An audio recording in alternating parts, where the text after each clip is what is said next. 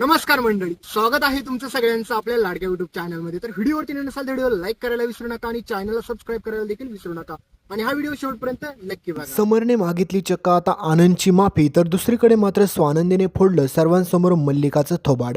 तर नक्की काय घडतं त्याला संपूर्ण अपडेट जाणून घेऊया। तर मित्रांनो, आता तुम्ही पुढे पाहाल की कशा प्रकारे समर आणि आनंदमध्ये जे काही गैरसमज निर्माण झालेले असतात ते सगळे काही दूर करण्याचा प्रयत्न आपली स्वानंदी मनापासून करत असते आणि फायनली तिच्या एवढ्या सगळ्या प्रयत्नांना आता यश येणार आहे। म्हणजेच आपल्या स्वानंदीने आतापर्यंत आनंदला आणि समरला एकमेकांपासून दूर होऊन दिलेलं नसतं, पण ह्या मल्लिकाने आणि तिच्या त्या नालायक मुलाने म्हणजेच त्या अंशुमानने ज्या प्रकारे राडा घातलेला असतो, तिने ठरवलेलं असतं की आनंद आणि समर या दोघांना कधीच जवळ येऊन द्यायचं नाही आणि समरच्या आयुष्यात असणारी प्रत्येक लोक अजिबात देखील समरच्या आयुष्यात राहून द्यायची नाही, त्यांना तोडून टाकायचं।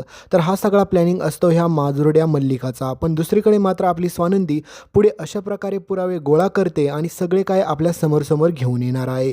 तर दुसरीकडे मात्र आनंद आता चक्क स्वानंदीला विचारून चक्क आता समरची कंपनी जॉईन करतो आणि ही कंपनी जॉईन केल्याच्या नंतर सगळ्यात जास्त भीती वाटत असते ती म्हणजे मात्र आता मल्लिकाला आणि अंशुमनला, कारण की त्या दोघांना देखील माहीत झालेलं असतं की आता त्यांचा पर्दाफाश होणार आहे।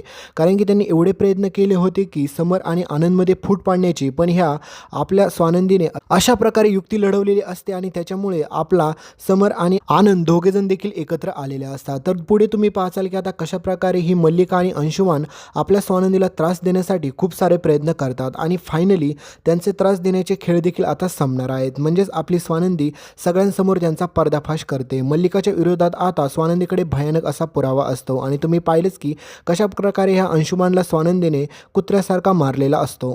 पुढे आता समर चक्क आपल्या आनंदची माफी मागतो आणि त्याला म्हणतो की माझी चूक झाली, मला माफ कर, कारण की जो काही चोरीचा आळ आपल्या आनंदवरती आलेला असतो तो सगळा काय आता स्वानंदी फेटाळून लावते आणि खरे गुन्हेगार कोण असतात त्यांना मात्र समर सरांसमोर उभे करतात।